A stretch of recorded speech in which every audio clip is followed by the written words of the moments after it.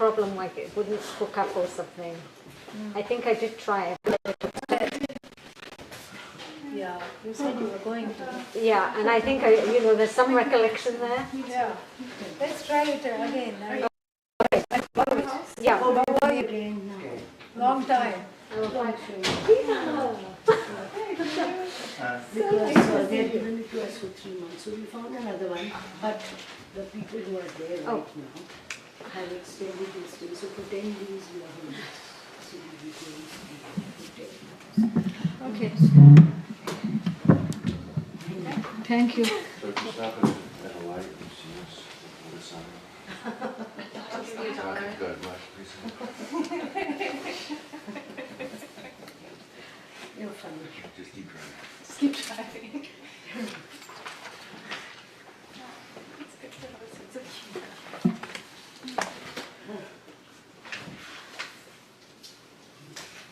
Shin Shin came. Looks nice. Nice for me.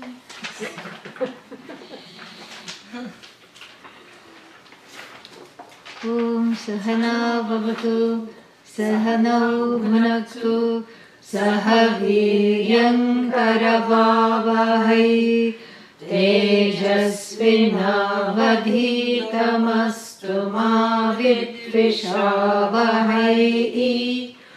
Om Shanti Shanti Shanti. 262. I was thinking it was 264 something. 264? But that's where I have the marker. I was saying 260. Oh, doesn't matter. We start at 262 because it is been so long. Who remembers anyway? Dhyayato vishayan pumsaha Dhyayato vishayam pumsaha Sangasteshu pajayate. Go get a book. Sangasteshu pajayate Sangat sanjayate kamaha. Sangat sanjayate kamaha. What happened? It was a long R. Sangat sanjayate kamaha. Sangat sanjayate kamaha. Kamat krodho bhijayate. Kamat krodho vichayate. Krodhat bhavati sammohaha. Krodhat bhavati sammohaha. Sammohat smriti vibhramaha. Sammohat smriti vibramaha. Smriti bhramshat buddhi nashaha. Smriti bhramshat buddhi nashaha. Buddhi nashat pranashyati. Buddhi nashat pranashyati. Yeah, this is a famous section called Karana Mala. A chain of causality calls for downfall. That is what it is. In other words, describing the steady but inevitable downward spiral of a trajectory of events that starts off very innocently. It starts off actually with contemplation, dhyanam. How can dhyanam get me into trouble? How can dhyanam, contemplation, meditation, meditating should not be getting me into trouble? Yes, it can, especially if you keep dwelling upon things that do not belong to you. Simple. So, pumsaha for the person, dhyayataha pumsaha, sixth case both. So, for the dwelling person, the meditative person, the dwelling, the contemplative person. Contemplating on what? Objects or subject? Objects. Mistaking the finite, for the infinite, infinitely. So this is the person. So the meditation causes a problem when you think of something that has drishta nashta svabhava. As soon as you look at it, it self-destructs. And then you wonder if you made it self-destruct. The answer is no. That's how its nature is. But you contemplate infinitely on the finite, and do you get it or not? You don't get it. And when you don't get it, this is what happens. What happens when I get it? When you get it also, this is what eventually happens. Maybe there's a little bit of a gap between each of the steps that we are going to see. But nonetheless, the outcome is one and the same. So, dhyayataha vishaya pumsaha. So, all sixth case. And dhyayataha means dwelling. It's a present, what is that? Present. Continuous. No. It's a present participle. Present participle. Shatru. Yeah. So, meaning the one who is continuing to dwell. Yeah. Meaning has not stopped dwelling. So, the dwelling person. Dwelling on what? That will be in second case. Vishayan, objects. What kind of objects? Far away objects. Hard to get objects. Objects that go like this. I don't belong to you. Objects that say I belong to someone else but not you, like $1 million. Will never belong to you. It will always belong to the neighbor. And, or $1 billion, whatever it is. And so, these things don't belong to you. And yet the vritti is pickled in them. Dhyayataha, dwelling constantly upon them. Who? Any person. That's why it doesn't say you here. The Shruti is very polite. It says a person, pumsaha. A person dwelling on this, on what? Vishayas, on all kinds of infinitely finite things. And then, the mere act of thinking about something makes you want it. Sangaha upajayate. Sangaha means a friendship, a handshake. A nice friendship happens where between you and the cupcake, where in the mind. Where is the cupcake? In a shop, far away. Okay, where are you? Right here, in front of the Bhagavad Gita class. Now look what I have started. And so the cupcake which is so far away, where is the cupcake now? Right here. Sweet life. Yeah, so the cupcake is not there. It is here now. So it has teleported itself through the powerful vibes of meditation and it has transported itself to the inner antahkarana, to the mind. So you keep thinking cupcake, cupcake. Even if you don't particularly like it, after a while it starts to sound good. Or on a hot day, ice cream, ice cream, ice cream, ice cream. Oh, that sounds like a good idea. Why does it sound like a good idea? Because I have been dwelling on it. That's why it sounds like a good idea. And then what? This is the friendship. I have made friends with the ice cream, with the cupcake, where? All in the head. Where is the object? Outside. But the object outside has entered the mind. So it has become, in other words, internalized. And anything, this is a rule, This is a Vedanta, this is the Vedanta science, law. What is the law? That anything that is internalized is subjective. Yeah. So because as long as something is outside, it does not have the capacity to take over or to cause a reaction because it's outside. But here, through this little friendship called Sangha, first it's a pen pal, oh cupcake, I miss you, where art thou, how wonderful are you? And then after that you imagine you have received a reply. Cupcake says, I'm waiting to be one with your stomach. Cupcake says that. You have imagined a response. And now there is a atura. Atura means a vega.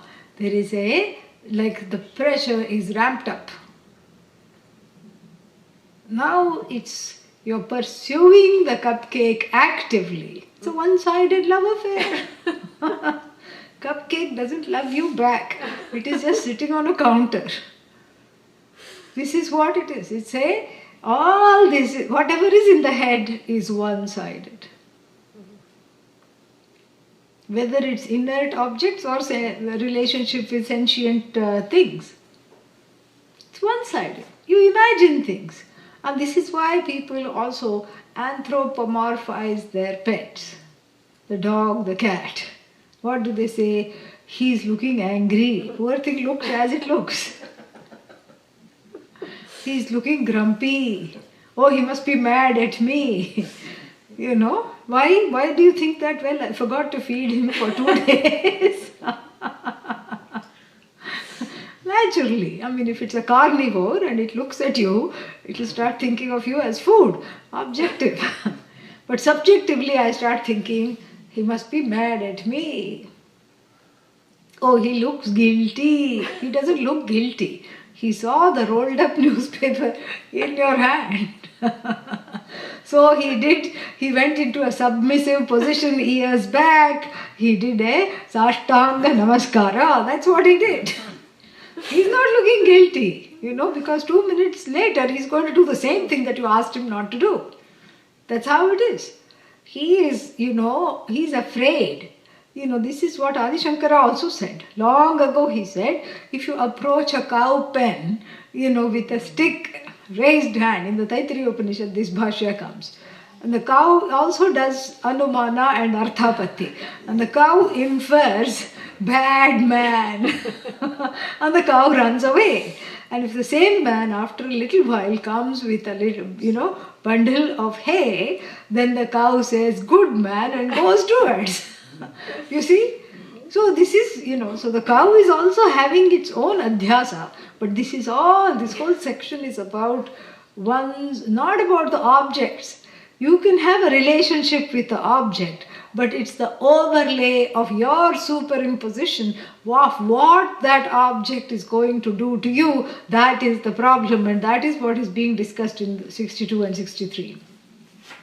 So that's why it's a subjective relationship of the object, because it's almost like there is a promise that it gives. The cupcake says, I will make you happy. How? Don't worry, I will banish all the sorrows, the sweetness, the chocolatey feeling, everything, and the icing on top, Anandoham, Paramanandam. I am the ultimate experience of bliss with a capital B. Just have me for 1 second and you see what I mean. And so this promise is not, the cupcake cannot talk. So who made this promise? You. Why will you make this promise and impute it to the cupcake? That is what is called adhyasa. That is what is the problem with one's relationship to the objects in the universe. You don't have to rid the objects from the universe in order to get moksha. It's an inside job. You clarify your relationship with things. This is the situation.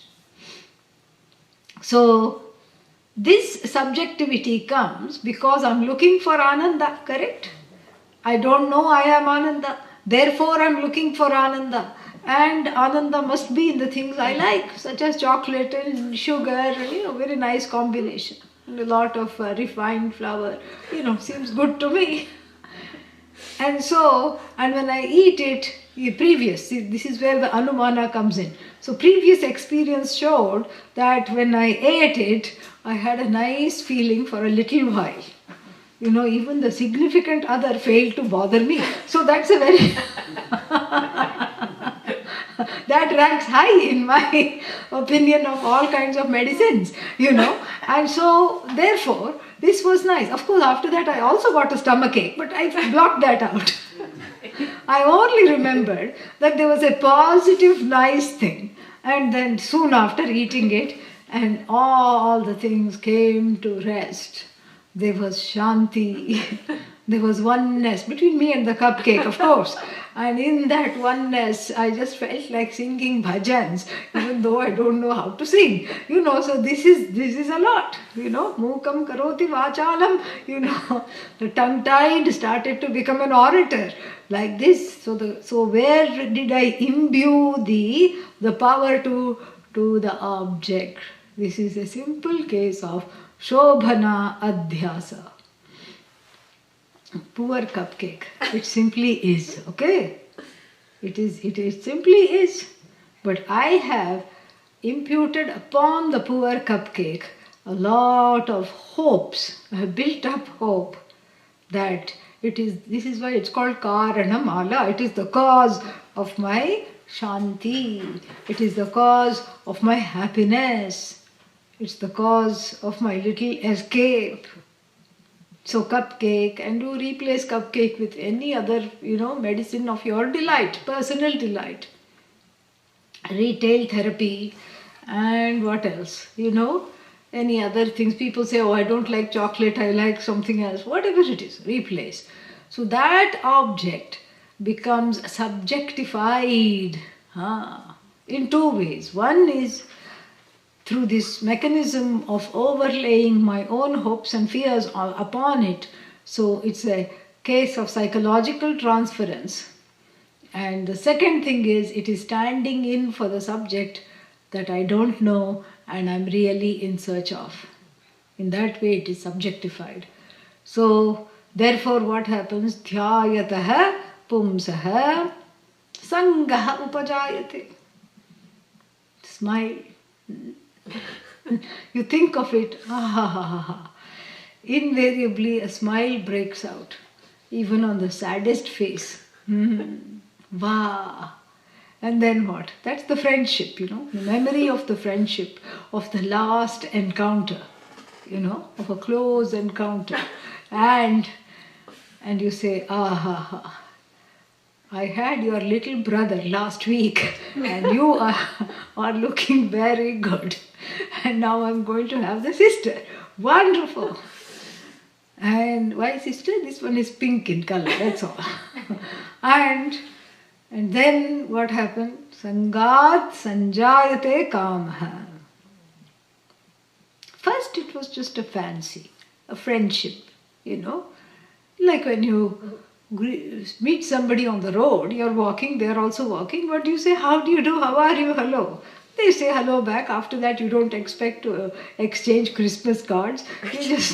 You just go on, they go on, correct?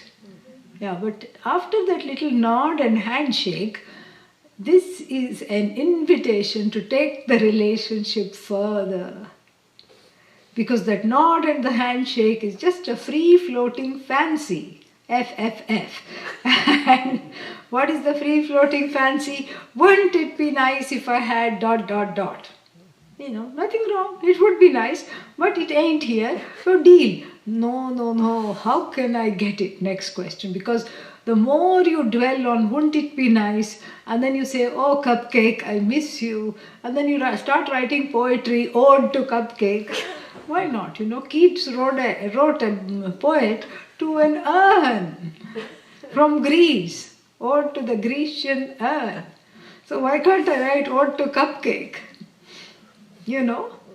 And so this is all a contemplation. It's the dwelling upon an object, and the dwelling itself is putting, slathering it not with icing, but a layer of my own subjectivity, subjectifying it and imputing upon it a value that in itself it does not possess, because it's an inert piece of flour and sugar, maybe sprinkled with some chocolate.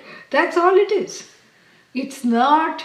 How does that object translate into happiness? That whole chain of events is the process of subjectification through a psychological maneuver called transference or projection. Either way, You project upon it your own desire for something else. You transfer upon it the desire for the permanence on the impermanent, etc. And then what happens, the Bhagavad Gita says, Lord Krishna says, the longer you dwell on it, the greater the hold in the mind. And then the FFF becomes a DW. FFF is what? Free floating? Fancy. Becomes a definite want. DW. And so it definitely becomes a want. Some Swamis teach like this. And so it becomes really a want. Now, before I hardly knew it. I just saw it in the window while I was passing by in the car or the cycle or whatever.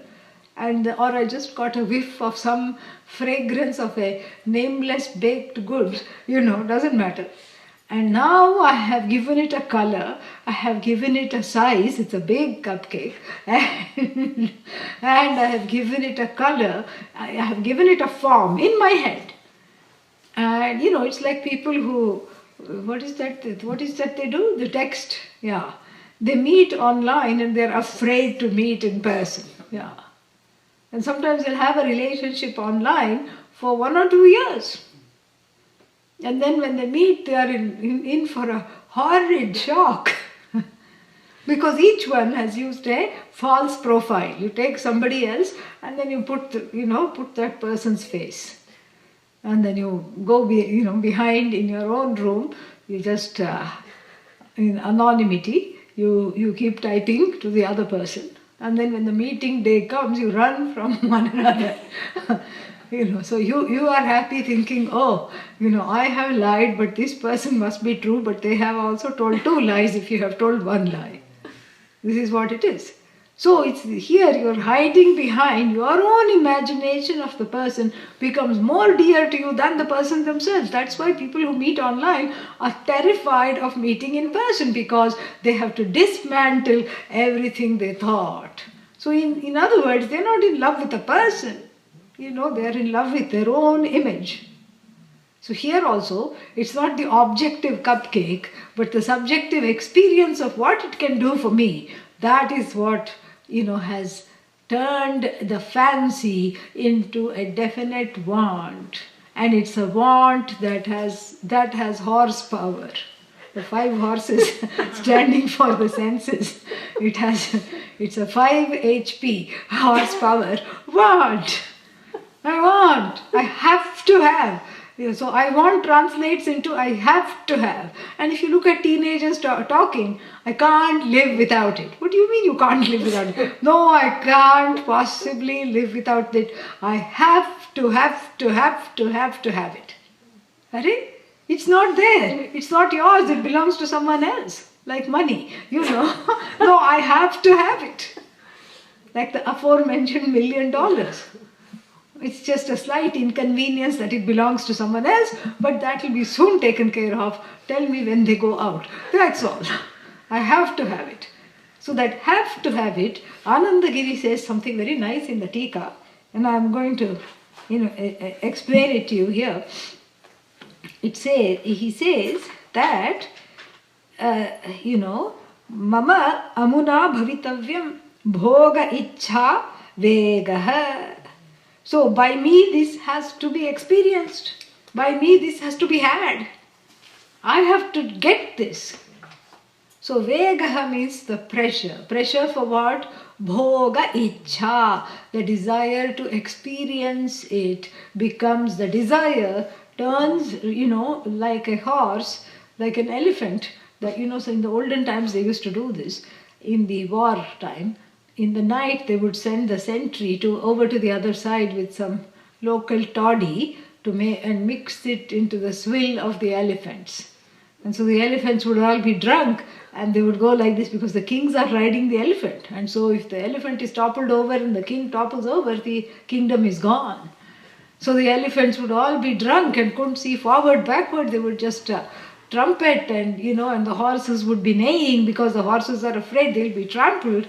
And so the drunken elephants would just randomly topple off the rider, go everywhere and just flatten the battlefield. And this was an unethical way that was used. So like this, the person is drunk with a subjective, filtered wine, filtered beverage of the subjective impressions. A cocktail of subjective impressions that has made the image of that object or of that other person into something that has to be experienced right here, right now. Like the drunken elephant cannot simply sit in its pen.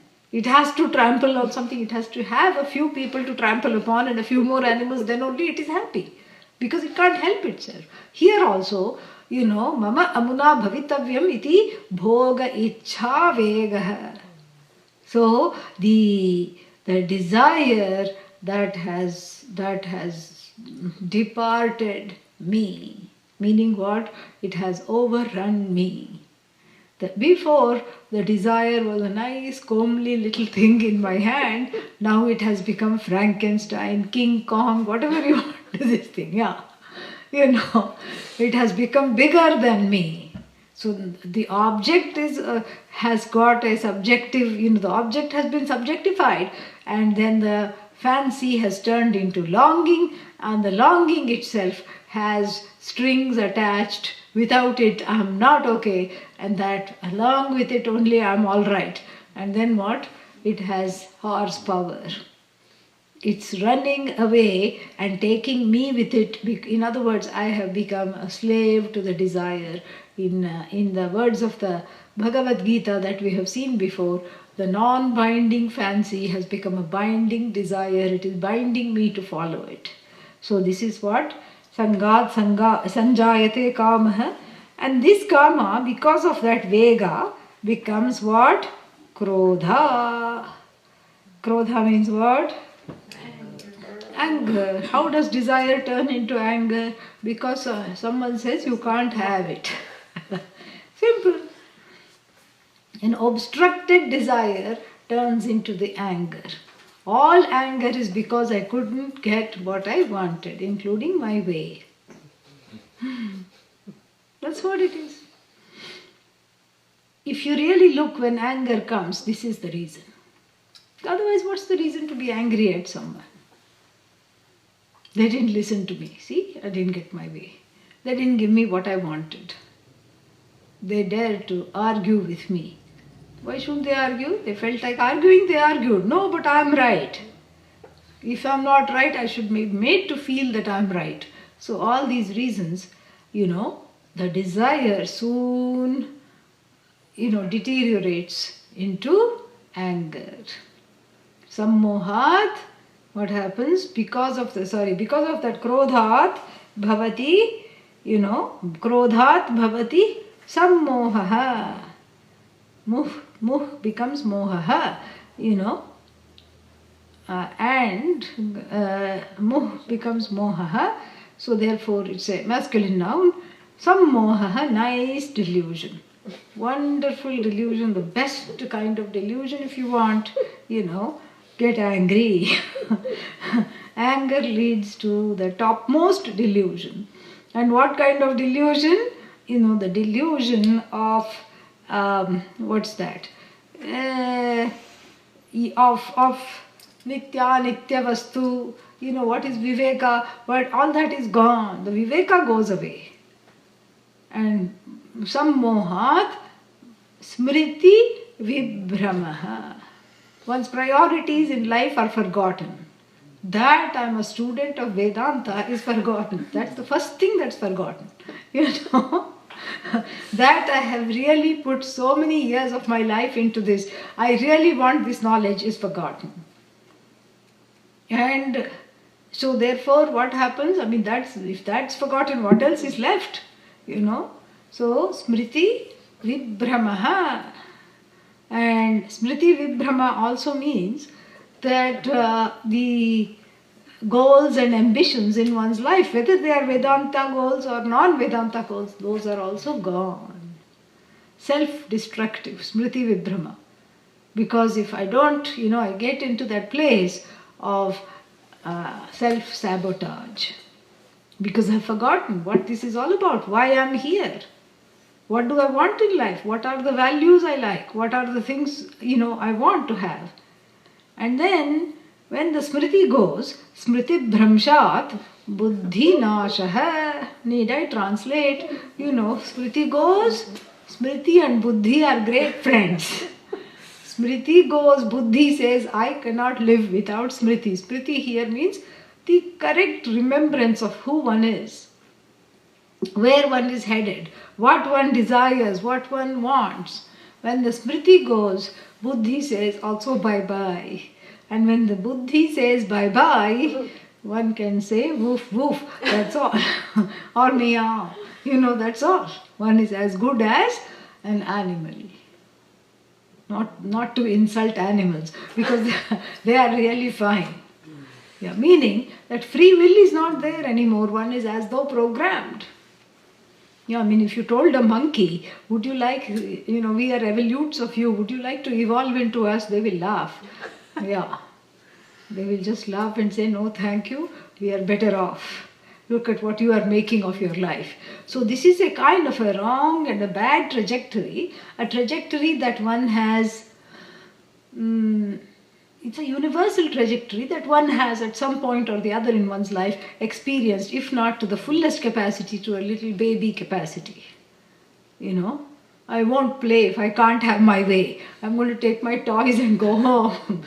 I'm not going to do this. If you recall in your childhood, this is what one does. The little toddler stomping out of the room and saying, I'm just leaving the house. I don't want to stay here. Why? Because nobody loves me, nobody listens to me. This is all buddhi nasha symptoms. And so, this is called Karana Mala, a lovely necklace of impending disaster. Each bead bigger than the other, and each bead graded to the next one, and each bead leading one to the next thing in this line of total destruction and downfall. So here the example of the fact that one is no longer a human being, meaning even what is the use of being in a human body if one has no, one has continues to have reactivity and one has no say over one's desires. This is what the whole thing. This is these two are wonderful treatises on desire management, not elimination. Like we saw in the morning, if you try to eliminate the desire, that itself becomes a desire. So it's about desire management. And now we talk about anger management. This is a precursor to anger management. If you manage the desire, there's no need for the anger to come. Very nice. And Adi Shankara has a lot to say about this. The first one, it's short, it's only 2 lines. He says, Dhyayataha Chintayataha. So dhyanam, he is replaced with chinta. Chinta is interesting because dhyanam and chinta are actually synonymous words. Dhyanam is used only in the positive sense. Chinta also used in the sense of anxiety. So here is Shankara again at his best. So you dwell upon something constantly, the object becomes an object of desire and an object of anxiety. If you care about it, it becomes an object of anxiety. If you don't have it, will I ever get it? If you have it, it still becomes an object of anxiety. What if it will go away?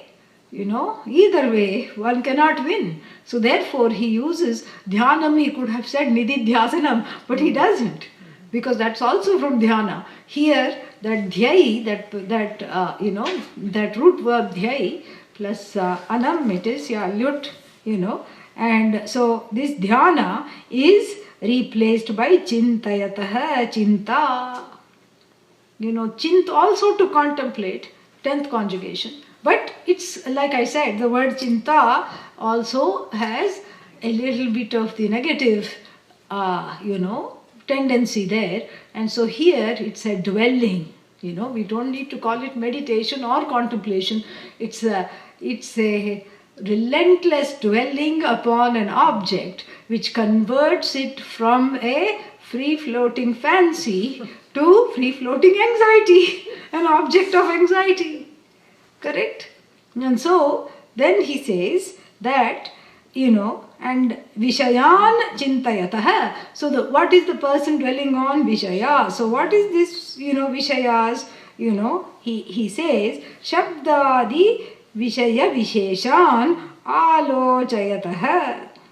So, the external Shabdadi means, it's very beautiful because the Vishayas don't exist except through the doorway of the sense organs.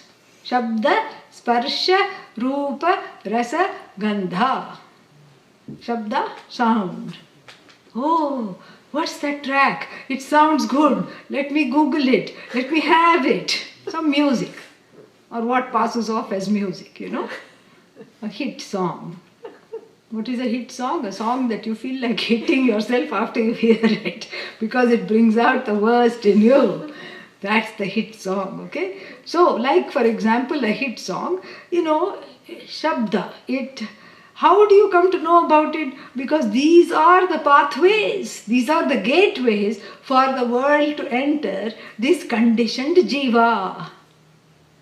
Yeah, full of conditions, So these are the doorways, the gateways of all the whole world enters one through these gateways. Shabdadi. So Shabda and means sound, ears, sparsha, touch. Oh velvet, how nice. These flower petals, so nice. So the textures, Shabda, sparsha, rupa. Rupa means what? Sight, form. Rupa, rasa, taste. In fact, that's the first one that comes. That's why babies make that sound. And it's the last one that goes. Last one that goes. I myself remember one great grandma, not mine, somebody else's, that I had gone to visit. A very old lady, 98 years old, bedridden. And she wanted jalebis in that state. Couldn't see, couldn't hear. Where are my jalebis? Jalebis is not easy to digest. Yeah, you should have done punya in your last life to digest even one of them. Because it's a combination of everything that's dangerous.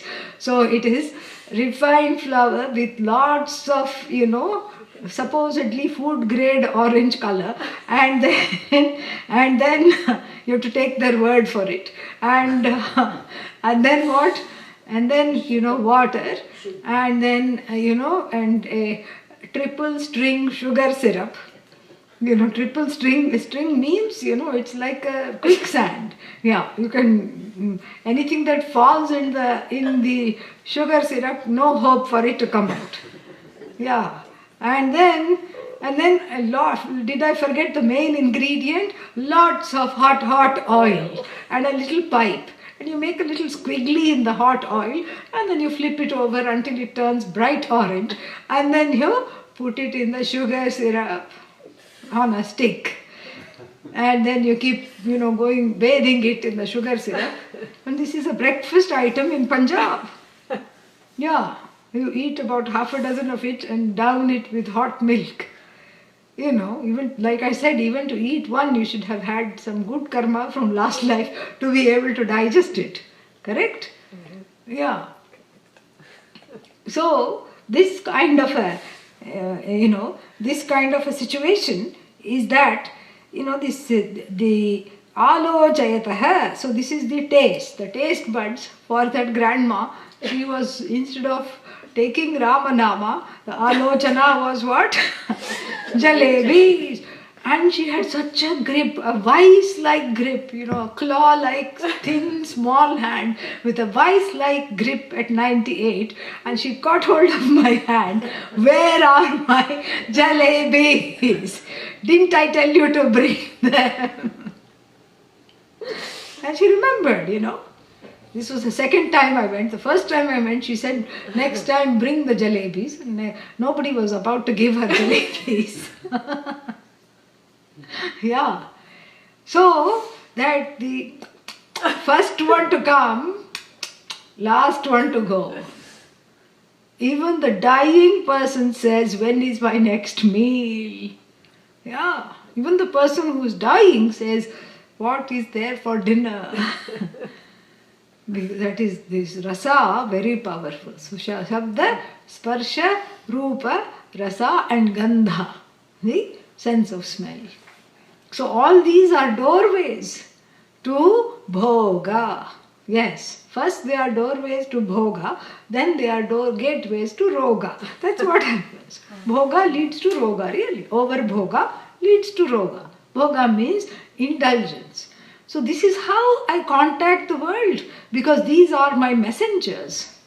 They are the sentries and they don't do anything. They just go and report. Pakodas frying 100 feet away. Nice hot pakodas just few yards away, frying themselves nicely. And then the alochana comes, oh, rainy day like this, perfect days for perfect pakodas. Where am I? What am I doing here?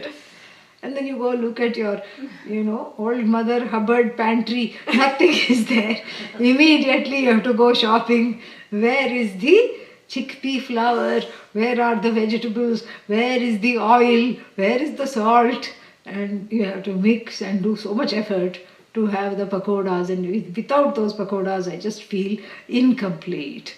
So so it's all like a marriage. You have married the pakoda before you actually have it, So this is that alochana, shabdadi. So he says Vishaya means simply objects. There is no difference, there is no connection. Simply if you say, oh, objects, sense objects means what? Sense objects is a compound. The objects for which the senses are the gateway. The objects that drive one senseless. That, somehow you have to resolve this compound, sense objects. And so he unpacks the compound sense objects very beautifully. And he says that sangaha jayate. So, vishayan shabdadi. Vishaya visheshan. Visheshan means those objects of the world which are specific. Specific to what? Each sense organ has a particular relationship to a particular object, and so that which is special to each object, each sense organ, that is what Visheshan alochayataha, the one who is keeping on dwelling upon, pumsaha, sixth case of pums, purushasya, for this person, sangaha, asaktihi, pritihi, teshu upajayate, teshu vishayeshu upajayate. So sangaha here means love. Yeah, one develops love for the object merely by dwelling upon it. Very interesting. So any object becomes an object of love if you keep thinking about it. Except Brahman, I don't know why.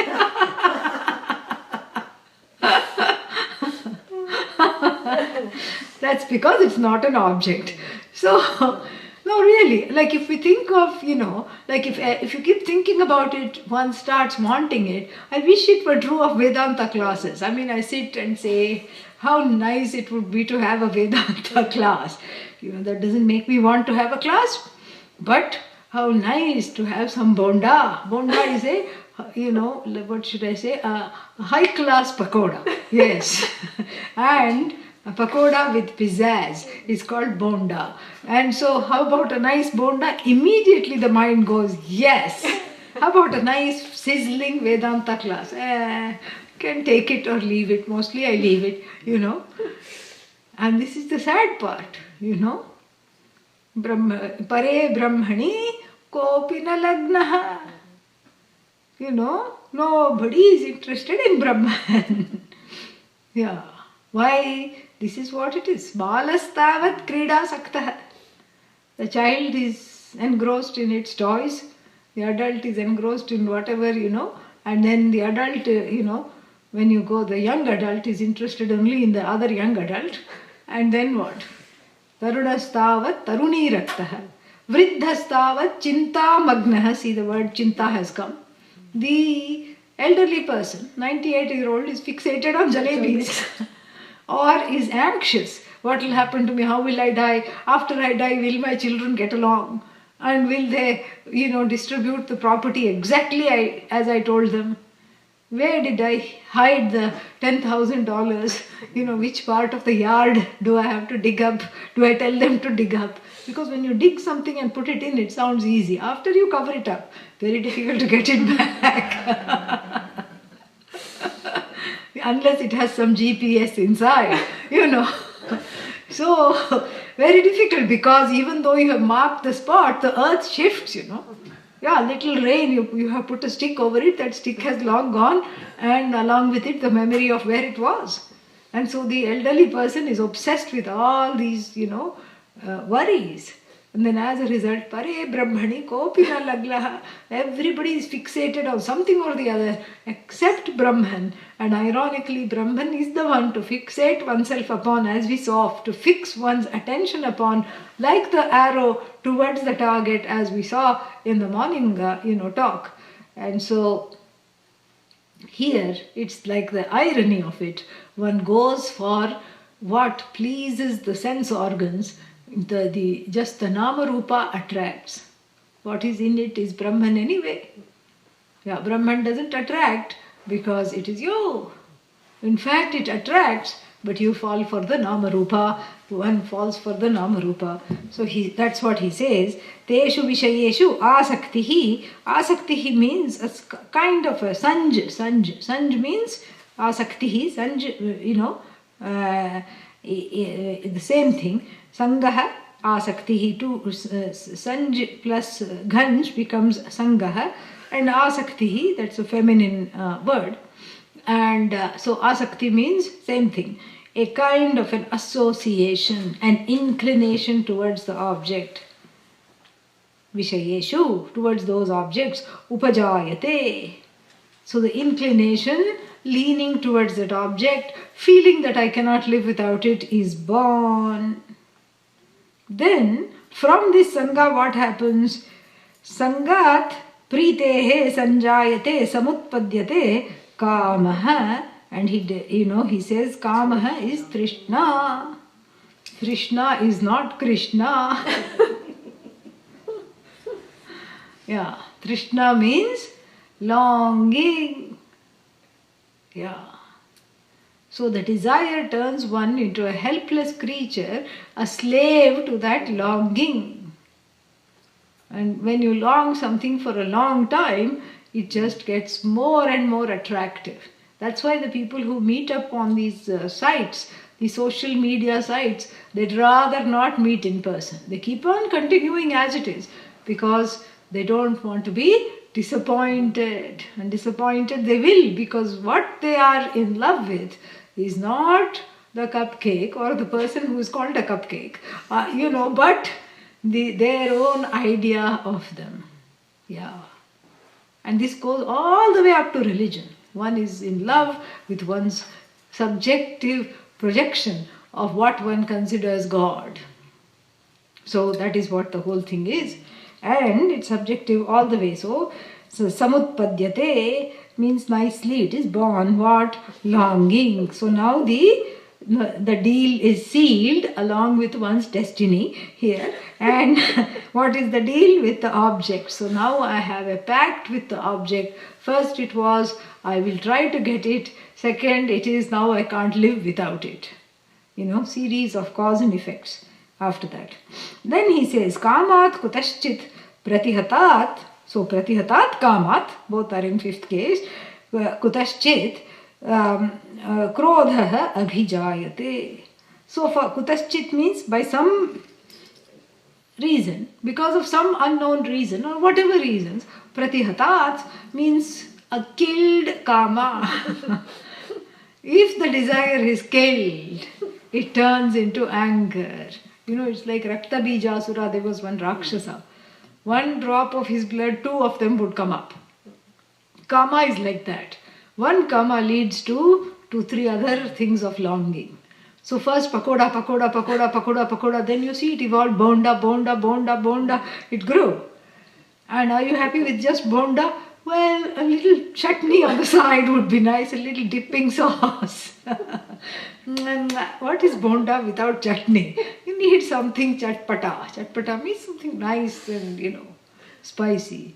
So, bonda and chutney, will that suffice? Well, how can you have bonda and chutney without chai? You need to have chai with it. So that's enough. Bonda, chutney, chai, you'll be happy. No, something sweet after that. Cupcake, with which we started. So then, okay, bonda, chutney, chai, cupcake, are you happy? Well, all alone, how I'll eat all that? Some companionship. Bring in a few people. But you said you hate those people. Doesn't matter. Over bonda, we will bond. That's why it's called bonda. So, it doesn't matter. I don't like them on Mondays, Wednesdays and Fridays. What is today? Saturday. It's okay. So, doesn't matter. Because I'm desperate for companionship. So even though they bring out the worst in me, I will have my bonda with them. So this is the situation. So this keeps on growing. The karma keeps on growing. Somewhere your karma stops the thing. No bonda. Sometimes it happens, You go to buy samosas. Samosas nobody makes at home anymore because it's very complicated and, 2-3 janmas it takes to learn how to make, and so nobody makes it, and you can get fresh ones very nicely right outside, and then you stand in line. There is this one shop that makes everything fresh at 4 o'clock tea time, so you go stand in line, and your karma is such that when you come, as you are, there's one more person, there are 8 samosas, and you are praying to Lord Krishna, let him buy only 4 for me, 4 for this idiot, and surprise, surprise, that person buys only 4, and you say, 4 is for me, and suddenly the phone of the shopkeeper rings, and the person says, it's a phone order for 4 samosas. Gone. For you only mosa. Mosa means a big deceit. So, this is because it's your karma. And you say, hey, I could have also phoned the order in. So, how come you didn't, Well, you should have phoned the order in. Who asked you to come and stand here for half an hour? You enjoyed the smell for free. I'm not charging you anything for that. Go home. Come tomorrow. Better luck next time. And then you look conveniently, if there is any nice stone there, a good sized stone to throw at the shop. Sangat sanjayate kamaha kamat pratihatat kamat krodha abhijayate. You want to throw the stone in the hot oil and make a splash. You're so angry. Because when you peer and look in this big vat of hot oil, only little pieces of samosa wannabes are there. There is no samosa frying, everything is done, kitchen closed, the person is packing up the kiosk and going home. And that anger is something to watch, And then further, since we have done the meaning of the verses, we will read the Bhashya here. Krodhat bhavati sammohaha avivekaha karya vishayah. So sammohaha, delusion again, it's just a pat word. What is delusion? How do I know what is delusion? How do I know that I am deluded? When you have lost your sanity. Viveka here means sanity. How do I know that I'm insane? How do I know that I have lost my sanity? When you have no differentiation between what should be done, karyah, that which should be done, akaryah, that which should not be done, where dharma has been compromised, where your understanding of dharma is in peril, then you know that you have crossed a line here, and that is sammoha, is your own values that you have enshrined as dear to you are no longer dear to you, they are violated by you. So therefore, this is so beautiful. Adi Shankara's, little words he puts. Avivekaha. Avivekaha means, lack of judgment.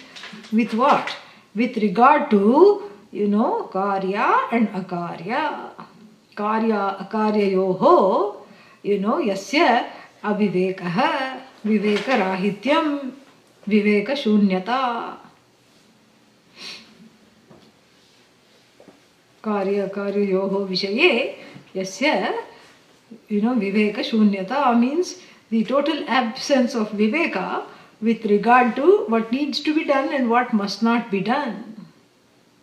Like it's not okay to take out my anger and target someone else, but in that moment, all that I am concerned with is this hot oil bubbling in the head, and then I want to hurt somebody really badly so that I feel better.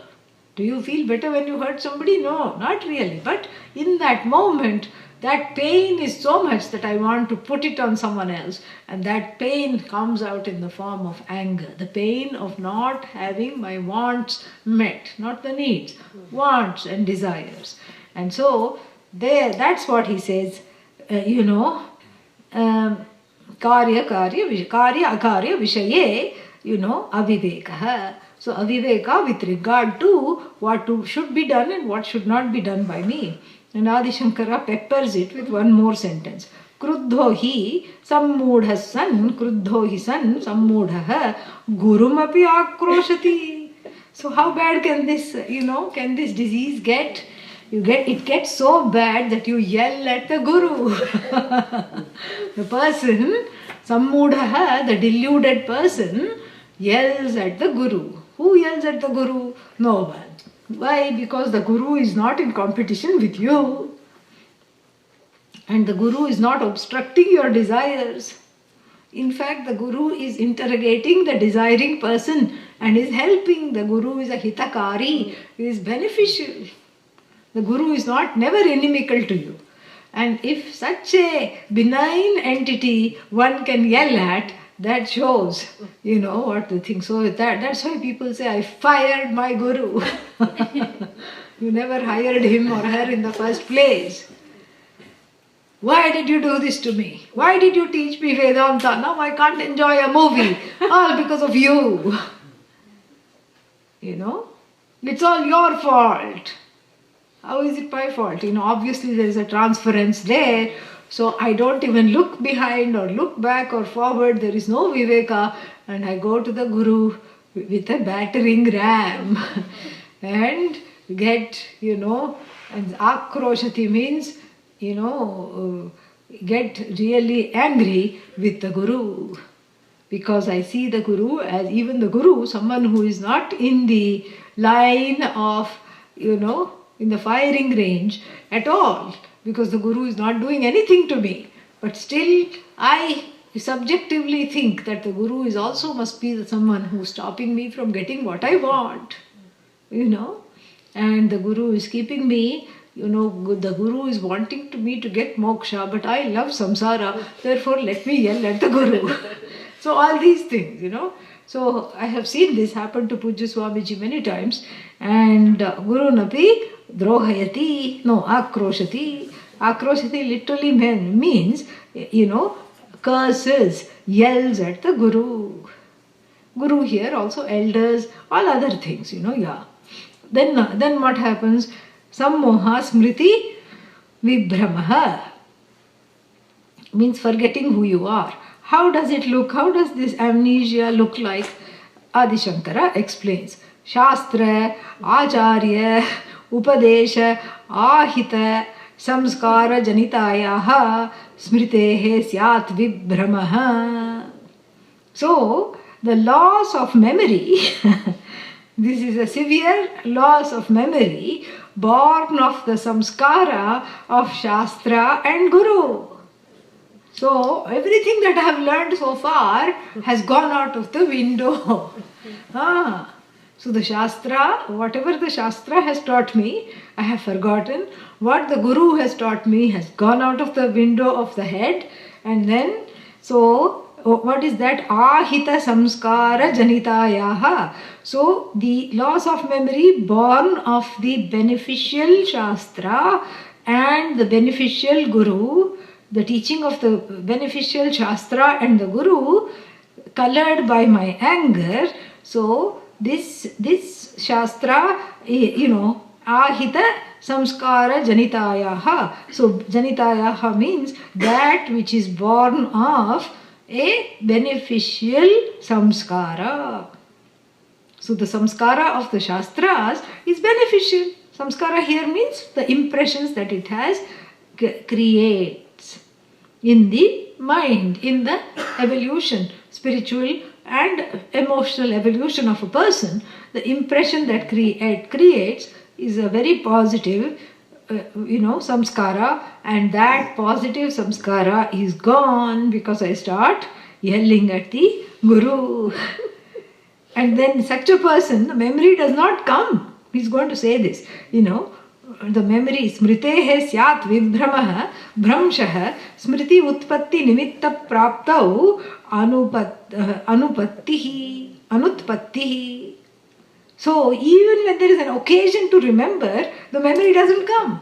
Look, this is a Guru. You used to love this Guru. No. Who are you? I hate you.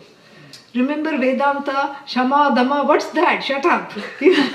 So not only is the memory gone, but even by association, if you bring out the memory, the positive things, like if somebody is screaming at the significant other, look, you married them for a reason.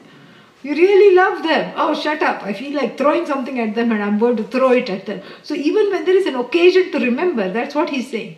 Smriti Utpatti is there is an occasion to remember, and sometimes somebody may remind you, but still there is a willful forgetting of everything because one is so caught up in what one wants and what one could not get. So, Vibhramaha smriti utpatti nimitta praptau means when you get the nimitta occasion, praptau the gain of the occasion, nimitta praptau for what? For the memory to come back. So smriti utpatti. So when there is an occasion to remember, even then what happens? Anutpatti. Even then nothing happens. The neurons don't fire and the priorities don't line up. Like ducks in a row, and then nothing happens. This is what it is, and perhaps this is what is behind all this ISIS and everything. Is to try sit and talk to them. Nothing happens. Nothing happens at all because they have been indoctrinated by that some ideology which is greater than everything else, and then there is anger at not getting what they want. Usually a livelihood or whatever it is, some happiness, nothing. And instead of attending to that, they just go and blow themselves up along with, hundreds of other people.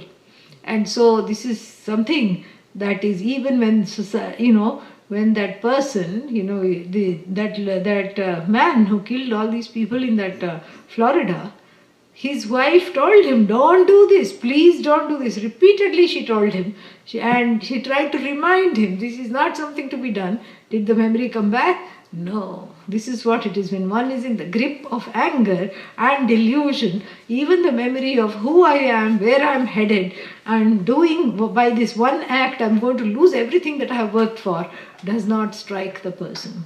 The person is well on the way to unraveling. This is what he says. So, total unraveling like a sweater.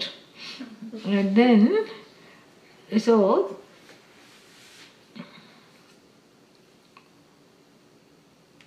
there is what else? Yeah.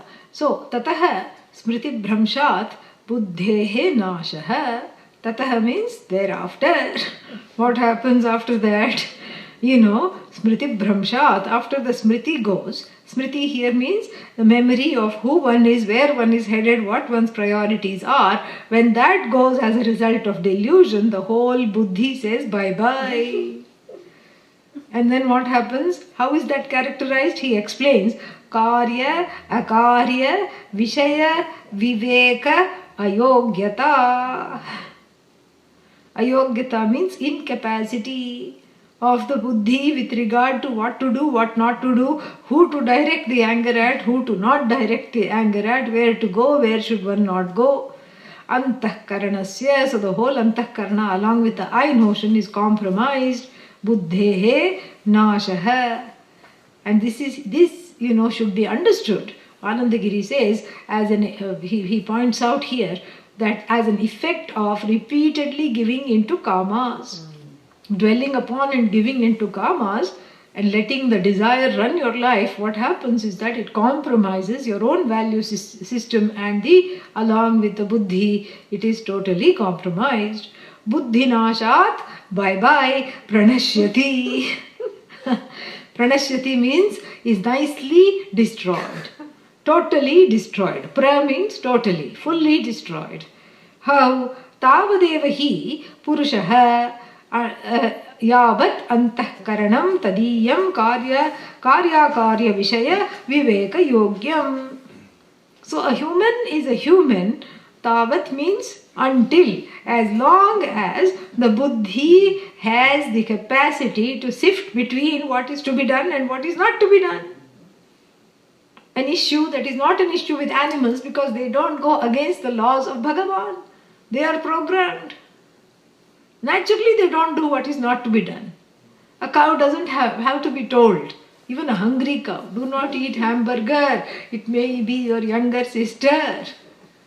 It doesn't have to be told. Even if it's dying of hunger, it may eat the buns on either side, but it will not touch what is in the middle. It's programmed. And similarly, you cannot tell the snake, don't eat your own eggs. You cannot tell. The effort of laying the eggs makes her tired and she wants a little protein meal. Yeah. She wants a little fresh omelette and she's going to have it. So you can't tell the snake, don't eat the egg. You cannot tell the cow, don't eat hamburger. And you cannot tell the donkey, don't kick. There is a sadhu standing behind you in orange. Look. Sadhu deserves a kick because why did the sadhu go and stand behind the donkey? Yeah. Please kick, So the sadhu has to be, faulted, not the donkey. You can't stand behind the donkey and expect the donkey to turn around and do namaskar, Not only should it not kick, it should turn around and say, oh, it's you, Maharaj, here is my namaskar to you. No. So sadhu has to be, sadhu's sanity has to be looked at, natu donkeys, not the donkeys. And, nor the dog, nor the cat, because if the dog and the cat are threatened, they will bite. That's their only defense mechanism. So, but you have the free will to override the laws of Bhagavan. And so here, a human being is a human being only when the free will is tethered by dharma. If the free will becomes a free wheel, and what happens? One is destroyed. That is what is called the destruction of a human being. Very nicely put here. Tavadeva hi purushaha. Until that time alone a person is fit to be called a human being. Yavat antahkarana tadiyam karya vishaya viveka yogyam. So as long as the buddhi, tadiyam means that person's buddhi, the human's buddhi, has the capacity to sift between what is to be done, what is not to be done. Then what? Tad ayogatve sati nashtaha eva purusho bhavati. If that is not there, the person is as good as not there, the person is as good as destroyed. Ataha tasya antahkaranasya buddhehe nashat pranashyati. Therefore, because of the destruction of the buddhi, the whole, person is destroyed. What do you mean by the person is destroyed? He gives a wonderful explanation. Purushartha ayogyo bhavet ityartha. The person becomes incapable of following any goals in life. Forget moksha. Even dharma, artha, kama, even artha, kama, not, no priorities. And so all this is because of the distraction of dwelling upon an object. Oh, frightening, isn't it? Yeah. From bonda to bonda. Yes. So that's the thing. Om Purnamadah Purnamidam Purnat Purnamudachyate Purnasya Purnamadaya Purnamevavashishyate. Om Shanti Shanti Shanti. Hari Om Shri Gurubhyo Namaha.